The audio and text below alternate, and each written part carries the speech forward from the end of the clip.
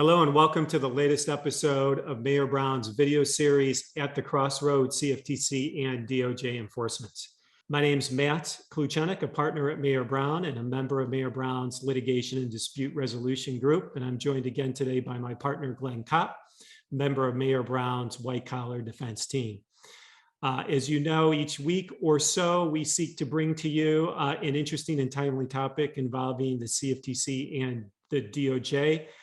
With respect to commodities generally. Today, we're going to branch out a little bit as we continue our spoofing and manipulation theme and touch on securities related enforcement in this space. It's been active by the securities regulators, the SEC, as well as FINRA. While we talked a couple of weeks ago about SRO enforcement, including FINRA, and then last week, the CFTC, today we'll focus a little bit more on the SEC in terms of what's been happening. And so with that, let me turn it over, Glen. In terms of securities related enforcement by the SEC, what types of violations have you seen in terms of and types of charges being brought? Sure, Matt. So when we talk about the SEC in the spoofing context, unlike, say, the CFTC under the Commodities Exchange Act, there's no particular spoofing or anti-spoofing provision in the securities laws, but the SEC nonetheless has been pretty active in the anti-spoofing world and enforcement. And so the SEC defined spoofing as the use of non-bona fide orders or orders that a trader does not intend to have executed to induce others to buy or sell the security at a price not representative of actual supply and demand. So that's sort of the SEC's take on what spoofing is, and they are able to bring cases for spoofing under a couple different statutes. First, there's under the Exchange Act, Section 10B and Rule 10b-5, you've got fraud in connection with the sale or purchase of securities. And so that's basically your classic like scheme or artifice to defraud, or an act or practice that operates as a fraud or deceit. You've also got fraud in the offer or sale of securities under the Securities Act, Section 17A and 17A3. And then finally, there's market manipulation under the Exchange Act, Section 9A2. So those are the tools that the SEC has to bring actions for spoofing in the securities markets.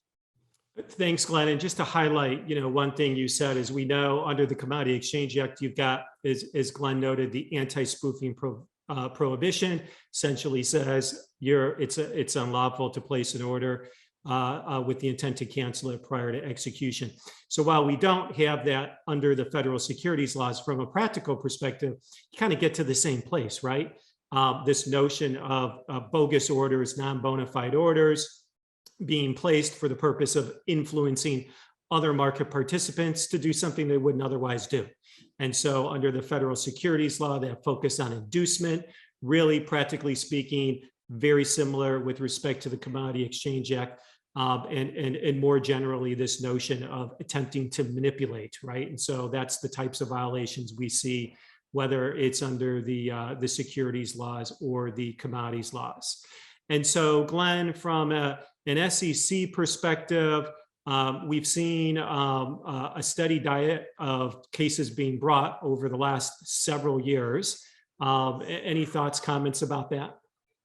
Yeah, well, Matt, I think you'll continue to see those cases. I think you'll also continue to see those cases brought by the SEC in parallel with its fellow enforcement agencies, notably DOJ. The SEC has historically worked with the DOJ in bringing cases, insider trading cases, Foreign Corrupt Practices Act cases, other investor fraud types of cases. And so I think in the spoofing context, now that DOJ sort of has its sea legs under it in the commodity space, I think you'll continue to see them active also in the security space. We've seen a couple of joint or parallel cases brought in the last number of years, whether that be LEC and Chen, both cases in which you had overseas traders in U.S. securities being subjected to both DOJ prosecutions as well as SEC action. So I think you'll continue to see that kind of trend going forward. Yeah, I mean, you talk to market participants, you talk to clients. So many of them are aware of the CFTC, DOJ investigations, parallel investigations, and ultimately prosecutions. We've certainly had a lot of involvement with that. We've had a lot of involvement on the security side too, but the DOJ has not been, as you know, Glenn, quite as present. But I think one trend for sure is that's going to change, and I would anticipate at least the DOJ getting a lot more involved and a lot more aggressive with respect to securities related manipulation involving bogus orders. I think that's right. Oh, sorry, Matt. I was just going to interrupt. I think that's right. And one of the things you've seen, right, is you've got DOJ at the department level, right, in Washington with expertise in that area now in terms of spoofing. And now you've got two new heads of the New York offices in the Southern District and the Eastern District with securities experience, experienced securities prosecutors running those offices. So I think there'll be a redoubling of efforts in that space. And so I would expect DOJ to really push, and that you'll see some spoofing cases come out of those offices going forward, or continue to. Yeah, absolutely. Totally agree. Well said. Real briefly on FINRA, again, we talked about FINRA before a couple of weeks ago, but just to be clear, steady diet of spoofing manipulation cases having been brought by FINRA. Again, no abatement expected there. FINRA is the SRO, has certainly been more aggressive than its futures counterpart, the National Futures Association. But on the other hand, the futures exchanges have been generally much more aggressive than the securities exchanges. All that being said, between the SEC, between FINRA, the SEC and FINRA, again, we see a steady diet. I feel as though a number of the resolutions obtained by the SEC and FINRA haven't been quite as large, maybe have not gotten the same attention, the same press as some of these, the CFTC cases have.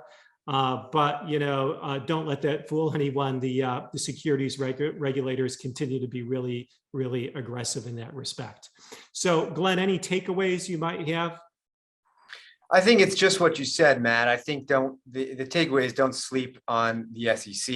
You're going to continue to see spoofing enforcement from the SEC. And I think it's quite likely that you'll see parallel cases brought by the Department of Justice as well in those matters, and even perhaps in some related CFTC cases.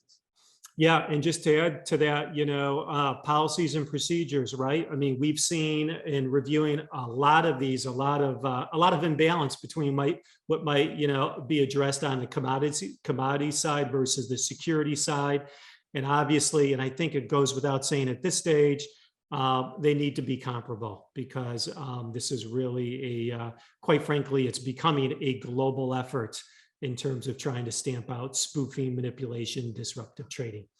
Okay, so with that, I want to thank everyone for watching or listening to today's episode. We look forward to seeing you soon.